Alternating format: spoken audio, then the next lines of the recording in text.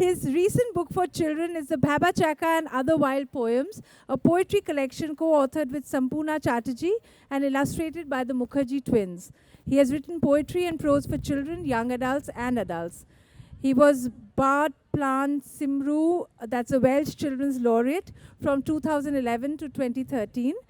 He has won the prose medal at the National Esser Dwarf of Wales. He's a lecturer in the Department of Welsh and Celtic Studies at the Aberystwyth University.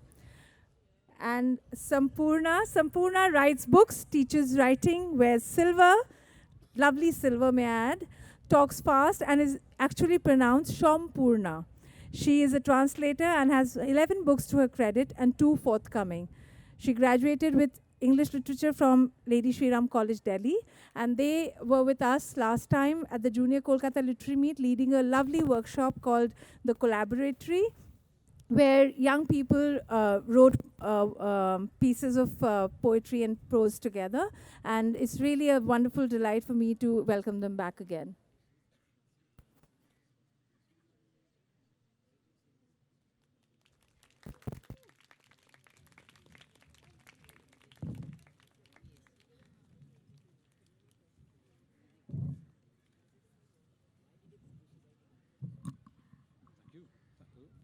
So thank you. How do you say thank you in Welsh, Eirig? Diolch. Diolch yn fawr. Thank you. Diolch yn fawr. And good morning. It's very nice to be here in Calcutta. I arrived a few days ago and I'm almost out of my jet lag. Just about. Just about. But this is not Eirig's first visit to Kolkata. We came here together to write a book and to do that workshop about 2 years ago. And we wrote another book which features the Kolkata poems that we wrote together. It's called Elsewhere Where Else, but we won't be discussing that. And it was at that festival that Debjani Banerjee, who is here with us, looked at us and said, Eirig and Shampurna. She gave us a little order. She said, I think you all should write a book together for us. And being very good children, we are very good children, we said, of course. And the result is this. The result is the Bhaba Chaka and Other Wild Poems. But you know, books are like trees. They don't happen overnight, you know. And the seed for this book, Eirig, was really planted a very long time ago, wasn't it? When we first met. It was back in 2001. Yes? It was, no, I think you lost a one there. It Sorry, was 2011. of course. Okay, now you know he is jet lagged, right? So 2011. 2011, thank you, Yeah? Shampurna. Yes, almost a decade ago, Yeah. we met in Wales. You came over with a bunch of other Indian poets as well, and we spent some time there. But soon after, we came back to, well, I came to India for the first time, and we went to Kerala.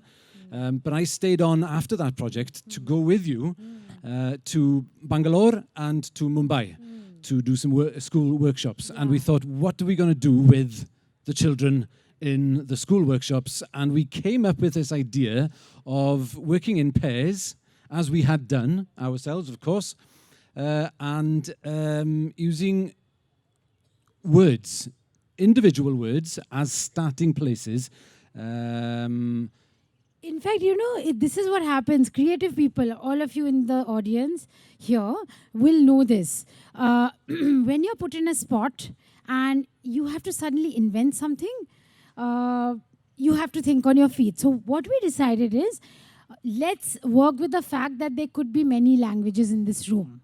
Okay, because in any Indian classroom, there will be a minimum of 3 languages and a maximum of, you don't know where the maximum is. It could be, of course, Hindi, Marathi, English, Bangla, it was Kannada. Okay, so we began this, what we started calling the word swap project, where we swapped words. And we swapped words in languages that the other person didn't understand, which in our case became Welsh and Bangla. And we also swapped invented words. So we invented a word, like I invented caffeinaceous at that workshop, and you invented? I invented Cyfrablaidd. Okay. So, Cyfrablaidd. this is supposed to be my friend. So he gave me this word. I couldn't even pronounce it because that's how it is in Welsh. You often can't pronounce it, but you can if you write it down in Hindi. So if you write Cyfrablaidd, which seems almost impossible to pronounce, we are also very kind to you because at the back of the book, Bhaba Chaka, there is a QR code. Okay, because we realize it's not fair. It's not really fair to expect you to do all the work. So we did some work. There's a QR code. If you scan it, we've actually pronounced every word that is there in the book, which looks unpronounceable, especially the invented words, the Bangla words for non-Bengalis, which is the rest of the universe, and the Welsh words for all of us here. So that's where it began in 2011. All right, maybe we should read those 2 poems. Yes, Because let's- at that time we had no idea. We wrote 4 poems because we realized if we are making the children do this, we should be able to do it ourselves. It's not fair. Like we can't set a task and then say, okay, do it, but we can't do it. So we had to prove that we could do it, and we did it. So maybe it's a nice, would possibly, will you read Caphalacious? Yes, Caphalacious. And while he looks for the page, I'm so delighted to see that the Mukherjee twins are here. So it's delightful to see you all sitting right in the front row. They've done this amazing book. I mean, you can, when you have a chance to, some of the images should be playing somewhere. Oh, there, right. I was wondering why that wasn't in our book. I thought the screen was behind us. Okay, so they did a fabulous job interpreting our crazy poems. And thank you very much for that. And if any of the kids later have any questions regarding illustrations, maybe you could answer a few. Huh? আমি তোমাদের দিয়ে কাজ করাবো ঠিক আছে Okay, now he will read Caphalacious. Okay, so Caphalacious, remember, this is a made-up word from Shampurna. So I listened to the word and I thought, what does it sound like? Caphalacious. Okay, then. I get so tired out sometimes. So tired of finding rhymes, of writing, describing, creating, concocting. I throw my pencil on the ground and make a caphalacious sound. And I think he summed up a lot of what the people in the... Hey, that's the picture, by the way, for Caphalacious. Perfect timing. You see, this is probably how Eric felt when he was trying to write the poem, right? And I had Cyfrablaidd, okay? Now, Cyfrablaidd, luckily he pronounced it for me. So I followed the sound. A lot of this book has to do with sound. And we'll demonstrate some of that as we go along. But for now, the Cyfrablaidd. The Cyfrablaidd lives in Cuff Parade, in a kamra the size of a coin. The Cyfrablaidd got in a lafda once for stealing gold cufflinks. The Cyfrablaidd caught a cough and a cold and ended up in a ditch. But being a very blithe bird, it recovered and made itself rich.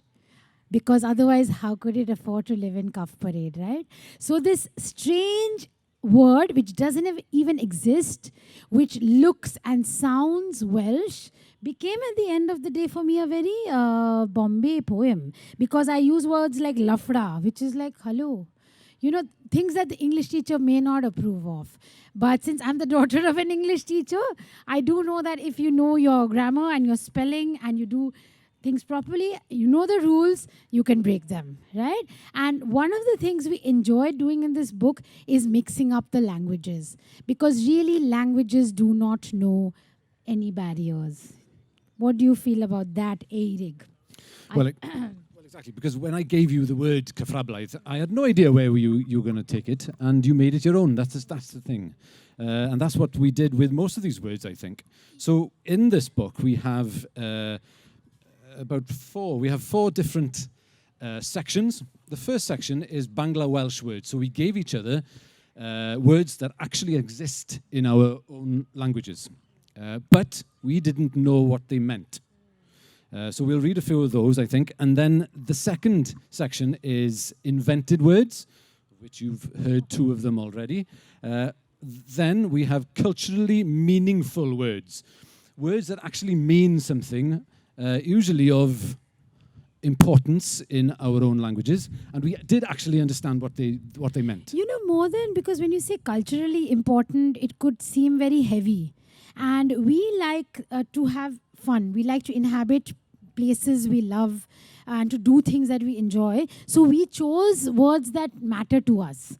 And you will find out what are the words that matter to us. And maybe it's debatable whether a word that is culturally meaningful to you and me, like for example, dosa is very culturally meaningful to Eirik and myself.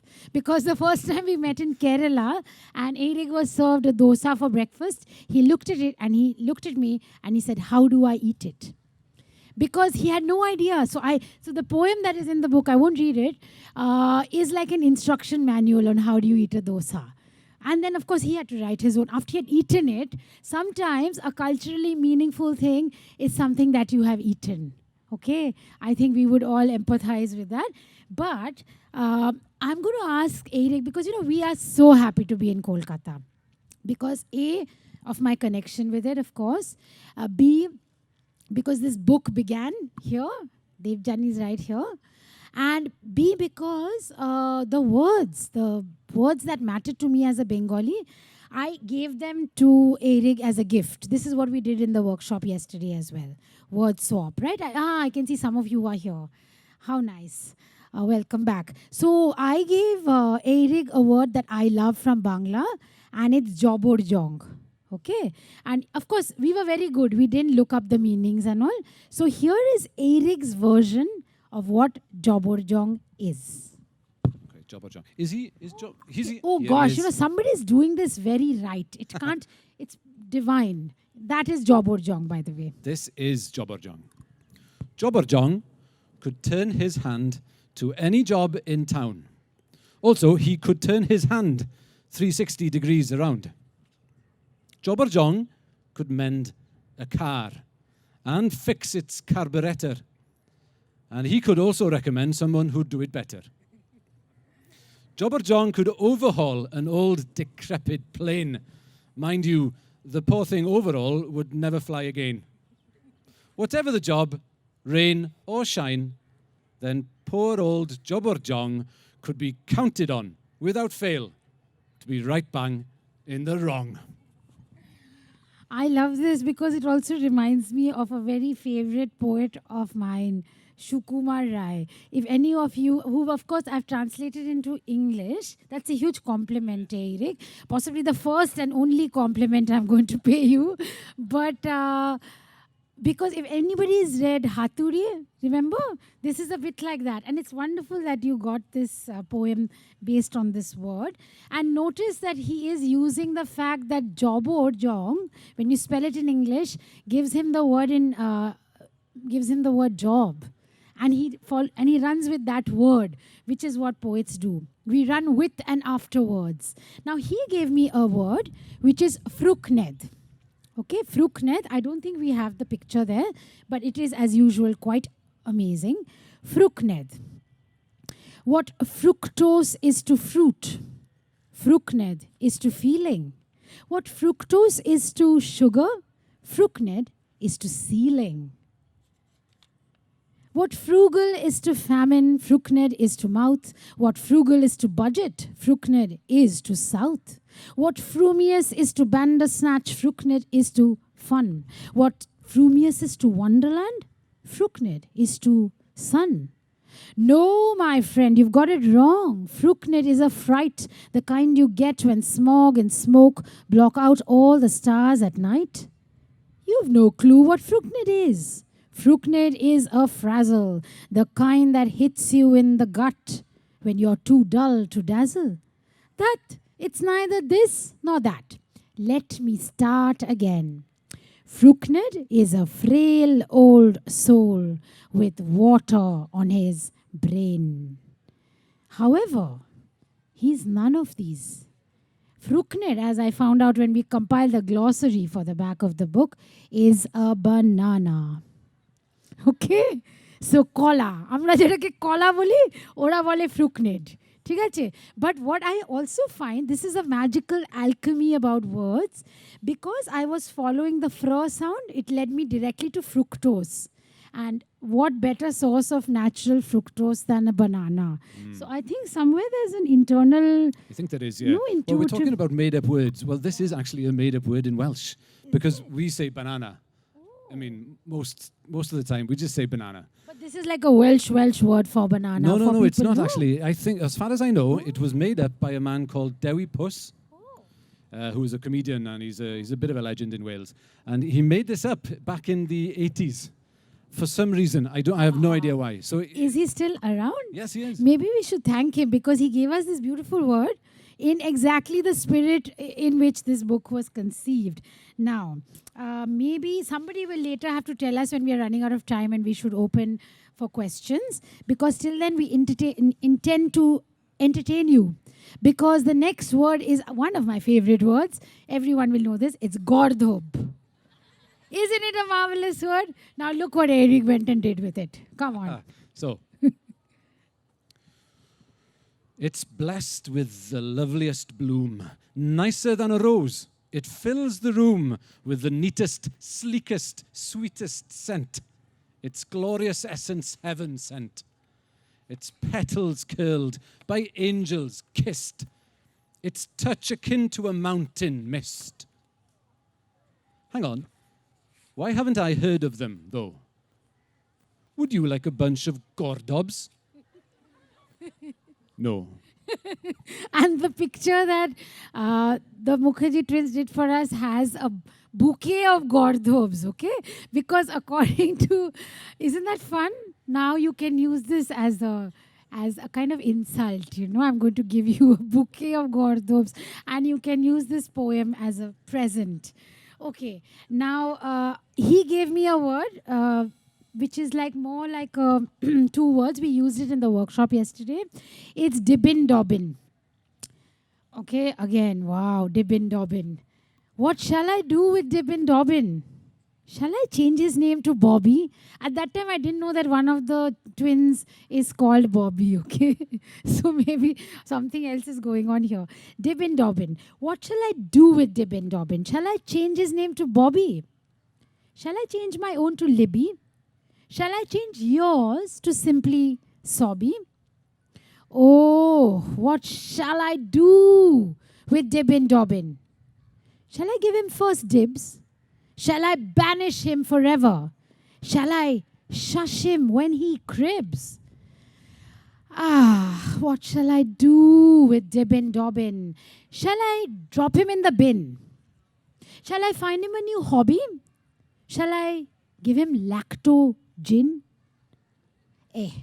What shall I do with Dibin Dobbin? Shall I smack him on the gob? Shall I seat him in the lobby? Shall I sack him from the job? Hey, what shall I do with Dibin Dobbin? Shall I buy him a little bib? Shall I treat him to tandoori? Shall I tell him a big fat fib? Okay, so Dibin Dobbin actually, I found out later, means It means topsy-turvy. it means topsy-turvy. So there you go, Dibin Dobbin being smacked on the face. One of my favorite Bangla words is here, Nakami, which Eric is not going to read to you, but he pronounces it very interestingly. Yes, I read it as Niakami. Nyakami. And you know, the wonderful thing is, do read the book to find out what he's done with Nakami. He has, in a way, saved that word for me, but I'm not going to reveal any more. Okay. So Nakami, we had a lot of fun with this. Invented words, we've got lots of fun invented words. You can read them. But I think maybe we should read, because we are in Kolkata together for the first time reading from this book. And I thought it might be nice to read the culturally meaningful words that relate to Kolkata. Okay, though it's not Pujo yet, it will be Saraswati Pujo next week. But Pujo is something, right, that is a big, grand event. Even if you're not even religiously inclined, you tend to get carried up the spirit of Pujo, right? So I won't read my Pujo poem, but I'll ask Eirik to read his Pujo poem, if you don't mind. Okay. So when I was last here, the pujo had come to an end. So it was a funny experience to walk in its wake, if you like, because it had all obviously been. You know, I could see its traces everywhere. We walked along the river and we saw all sorts of things, but it had been, and it was a funny feeling because I would have enjoyed just seeing it, but of course I was too late. And we went to Kumartuli, where all the idols are made. But it was, I think it was also before Saraswati Pujo last time when we came. So there was, you saw it in a slightly, shortened form. Yeah. But anyway, let's hear your poem. Okay. On the banks of the Hooghly River, I once saw a sliver of dye that fluttered and muttered from gutter to ground and made no more sound than a sigh. On the banks of the Hooghly River, I once saw a figure of clay. All told, it had folded, once moulded from earth, but none of its mirth came away. On the banks of the Hooghly River, a curious fruit shimmered and shone. New-fangled, it dangled, tangled in a tree. A neon bud daily turned on. To the banks of the Hooghly River, in early November, I'd come, daydreaming through seemingly teeming old towns, deceivingly drowned out by drums. I think it's quite a lovely poem, and it's sometimes, when you share an event or an experience that you know with somebody from far away, it becomes different and unique in its own way.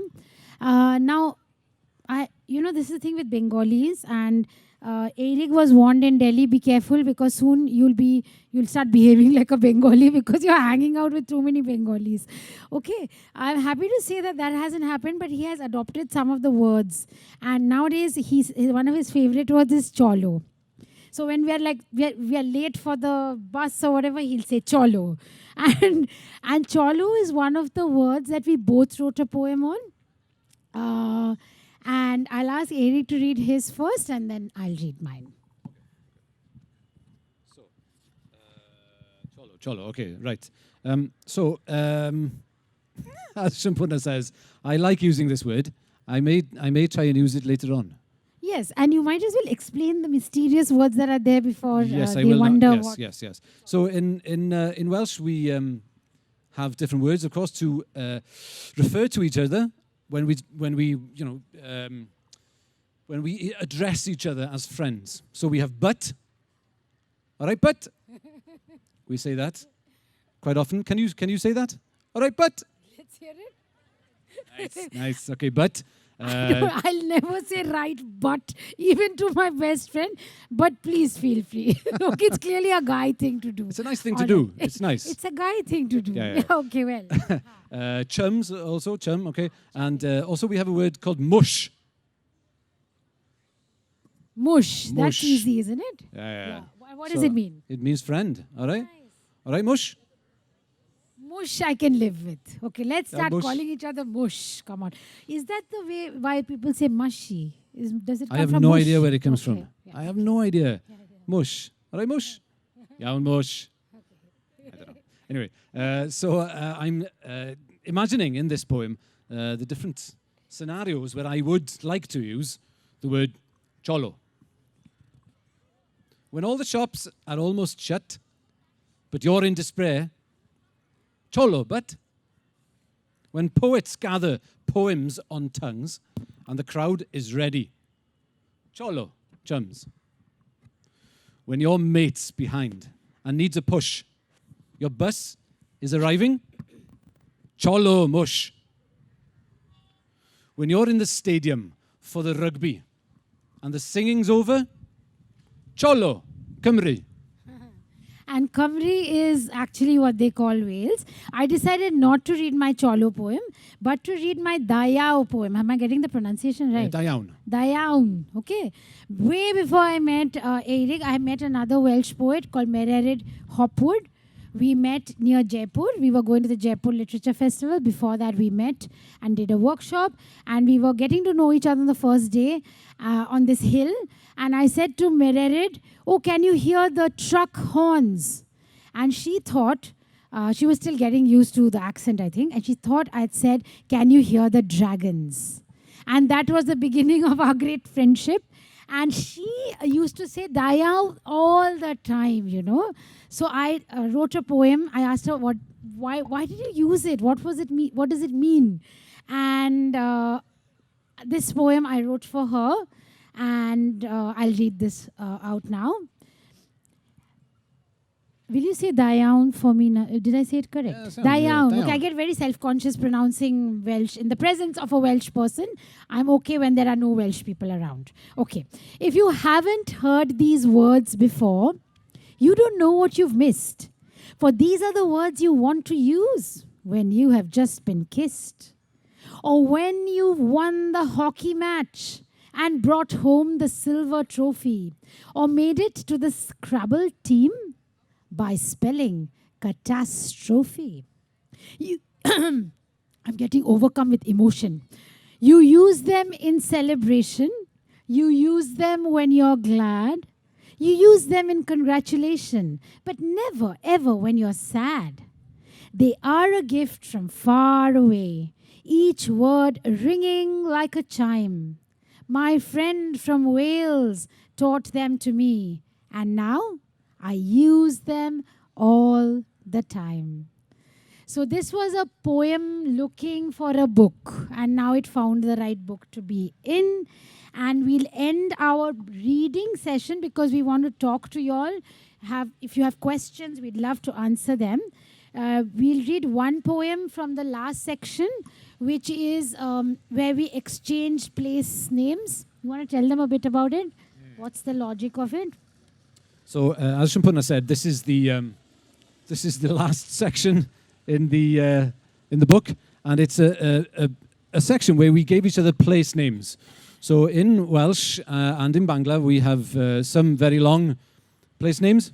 Well, in India and in Wales, we have very long place names, and some very, very short place names as well. So I'll keep the very, very long one back for now.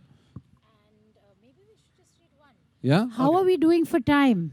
Because, so we'll quickly read a section from this last poem.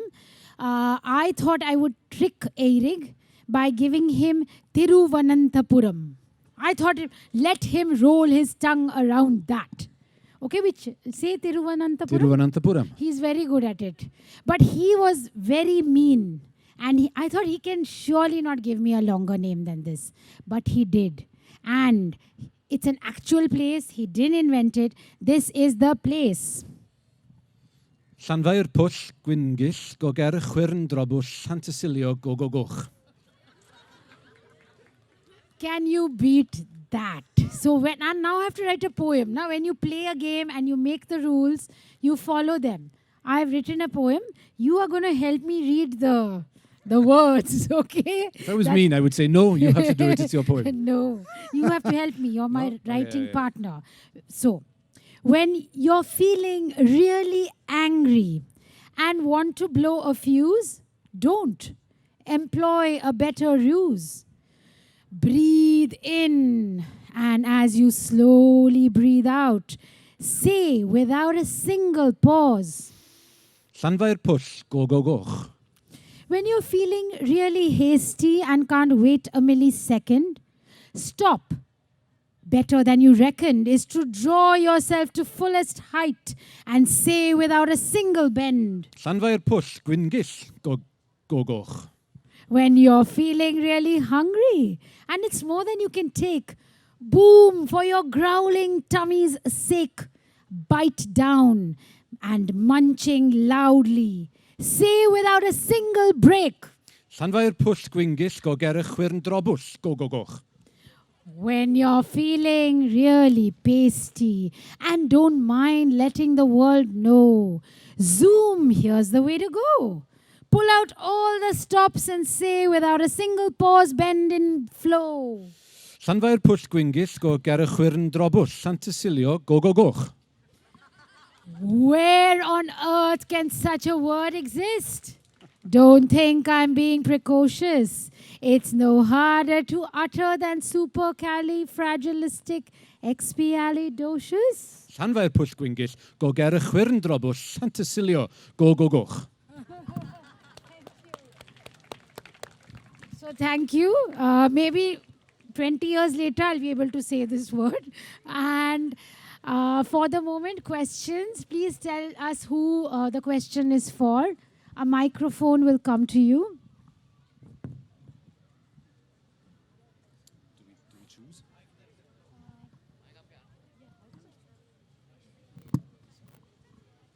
If the volunteers can help with the mic, and because we may not be, whoever has the mic, speak. My name is Devanshi Parekh and I am from Akshar. I wanted to ask you, did you have any difficulties to understand each other's language? Well, yes. I mean, languages can be very difficult. So yes, we did, and we still do, I think. And it's nothing to be ashamed of. I mean, everybody knows their own language better than any other language. But the thing is, we have respect. We have huge respect for each other's languages. That's the important thing, I think. I think it's also about, as poets, because Eric writes in Welsh at home. Okay, is this your second English book, right?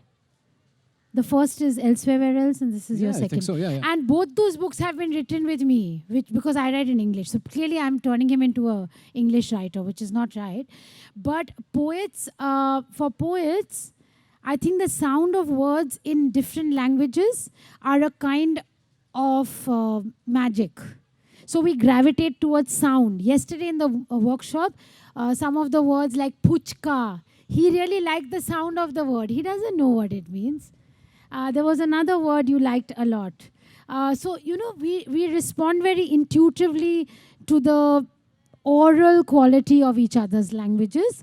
We may not understand it. We still don't speak each other's languages. We use English to talk to each other. But we understand the soul of the languages, I think, to some extent. No? We feel very comfortable. I'm comfortable in a room full of Welsh-speaking people. Yes, I think so. Yeah. I mean, we are... we know more than one language. I mean, I obviously speak Welsh and English, obviously, but you speak more than one language as well. So, we don't fear other languages, for example. That's There's no fear, there's only curiosity and love and respect, as he said. There's one question from that side? Yeah.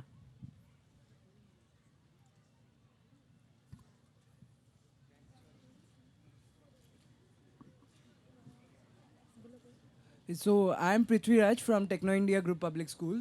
So my question is that when you guys were first introduced to our sweet Bengali culture, how was your experience? You mean when he was introduced to the sweet When Bengali you were culture? introduced what to was our it? Yeah. Indian Bengali culture, to be Yeah, honest. yeah. So how was your experience, sir? Nice. Well, it was wonderful. It was just wonderful because I had Shampurna with me. That's the thing. I've never been to India, for example. This is I think it's my 7th or 8th time in India. And I've never been to India as a tourist. And I think my experience as a tourist in India would be different.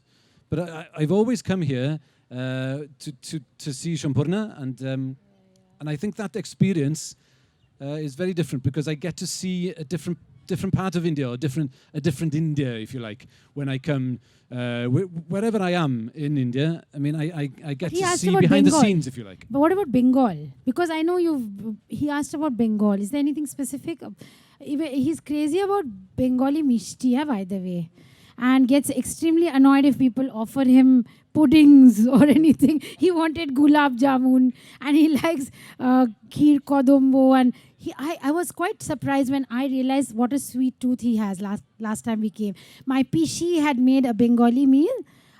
There were lots of these Bengali sweets, and you ate a rather extraordinary number of them, I remember, which means he has a sweet tooth, which makes Well, him I- an honorary Bengali. I usually don't actually.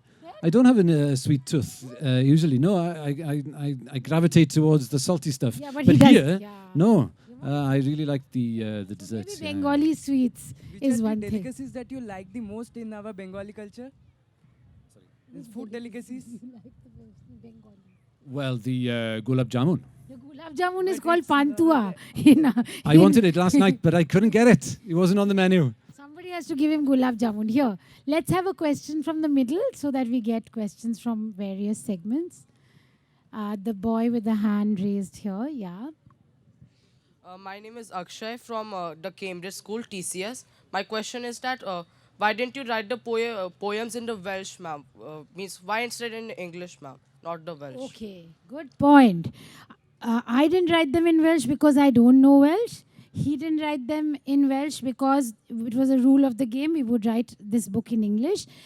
For India, this book has been written by the two of us for an Indian readership.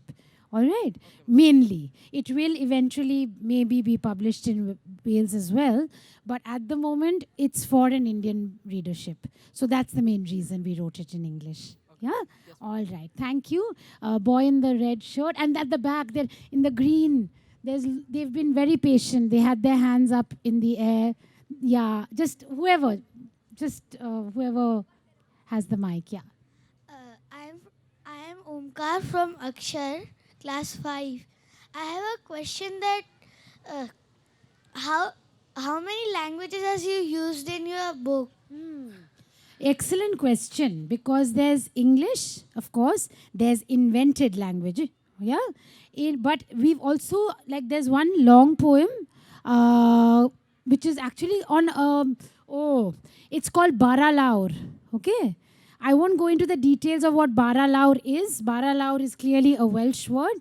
It's you'll read it and find out. But in that poem, I've used words from Marathi. I live in Maharashtra, so Marathi, Bangla, Hindi, Tamil words have been embedded in that one poem. Okay, but otherwise it's mostly English. Yeah. Ma'am, No, it has to pass to somebody else I now. also live in Mumbai. Oh, how nice. That makes two of us. Great. Happy to know you. Come on. Let's have another question and come back here, please. One question from there and one here. Volunteers, please. So I'm Surabhi Chaudhary from the Newtown School. My question is that how did you think of the name Bhaba Chaka? Arey, Bhaba Chaka is one of my favorite words, na? So I had given Bhaba Chaka. This was in the first workshop. Did I give you? First workshop only I had given him Bhaba Chaka. Okay, because I thought, oh my, I love the sound. He, of course, made the Bhaba Chaka into this bird. Okay, now the bird is now the Bhaba Chaka. Just chose words that I love. And then we realized that it makes a nice title, the Bhaba Chaka and other. And it, if you say it fast enough, as our publisher pointed out, it sounds like a train. I can't really do it, but you all can practice it in your Bhaba Chaka, Bhaba Chaka, Bhaba Chaka. If you do it like that, it sounds like a train going. So we thought we could have fun with that. Yeah. Question. There's another, yeah, here and there were lots of questions. Happy to answer. Last two Hello, ma'am. questions. I'm Shajbati Chatterjee from St. Augustine Day School. Were the images and the name of the book inspired by Shukumar Roy's Abol Tabol? You know, this is again an excellent question. Not in a very direct way, but because I have, as I said, translated Shukumar Rai. I adore Shukumar Rai. He has been an influence even in an earlier book of poems that I wrote called The Fried Frog and Other Funny, Freaky, Foodie, Feisty Poems. Somebody knows that book. So he has always influenced my writing of my own poems. Here, I don't know, maybe the twins will be able to answer. I think one is the sum total of one's influences, isn't one? So for me, yes, I don't know about him. Miraculously, Jobot Jong seems like a very Shukumar Rai-esque poem. Maybe we are in the same universe as Shukumar Rai. Yeah, and we are blessed by his genius. So that's good for us. Thank you for asking that. That book, your translation was at my elbow, actually. Oh la, I didn't know this. This is a secret he never told me. I did read it more than once. So now But I I was know. So you were cheating. Searching okay. for this book. Yeah. And Wordy-gurdy boom, which is the translation for Shabdokalpo Dhrum, my translation, is one of the words I gave him. So there's a poem called Word. So he's definitely present in our book. I don't know about the twins. Anything there? Huh? Can I have a mic in there, please? Karan, it's, they are here. They can answer this. Apparently, we have time for only one question. So please, volunteers, decide who that is going to be. Yeah, hi. Both of you stand up so they can see that you are identical twins. Okay, so you can hardly find a Bengali artist who is not influenced by Satyajit Ray and Sukumar Ray, right? So clearly the influence was there. We grew up reading Satyajit Ray's story and Sukumar Ray's stories and poems. So yeah, I mean, that influence and, you know, there were 3 interpretations actually of Eric's poems. The one by Sampurna and the other 2 by the 2 of us, which actually came out as illustrations, right? So yeah, that's that. Thank you. We did trouble you all a lot by going back and forth. Thank you for your patience and your creativity. Okay, one last question. Who is it going to be? Who has the mic? Yeah. Good morning. My name is Angel Agarwal from the Newtown School. I want to ask that when you give each other words, like did it happen that you changed the words, the entire meaning of the word? Very often. As you noticed, Job or Jong, if you know the real meaning. For these, definitely we changed the meaning of the words. As in the sense we interpreted them in a way that was free. But the culturally meaningful words like Kathak, for example, or Kinhanet, which is there, those we stayed true to the meaning as we had actually experienced it. It wasn't a meaning that came to us from a dictionary. So we had been there, we had felt it, we had experienced it, and we wrote our poem based on that. Thank you, ma'am. Thank you for asking that. And thank you for being such a marvelous audience. And we are here very happy. Eric has flown many, many miles from Wales to be in Kolkata. Please use this opportunity to get his autograph in the book, which I believe is available. Yeah, we'd be happy to sign them. Thank you very much Thank again. you, Diolch. Yeah. Cholo. Thank you, Sampurna and Eric. It's always lovely to have you back here with us. And like Sampurna mentioned, the book is available at the Storybook counter, which is outside the gate on the right. So if schools don't miss this chance of having an author-signed copy for your library. And now I'm very happy to announce the next session, which is by another author who's been at the Junior Kolkata Literary Meet before. Her name is Bijal Vacharajani. She is a journalist, editor, and author. And when she's not reading Harry Potter, so she's a bit like you, when she's not reading Harry Potter, she's editor Scissorhands at Pratham Books. She's the author of 4 children's books, including A Cloud Called Bhura, which she'll be reading out from today, and So You Want to Know About the Environment. She has edited a magazine, rescued animals, and written tons of articles about nature, food, and books. She has a master's in environment, security, and peace from the University of Peace in Costa Rica and is a certified climate warrior.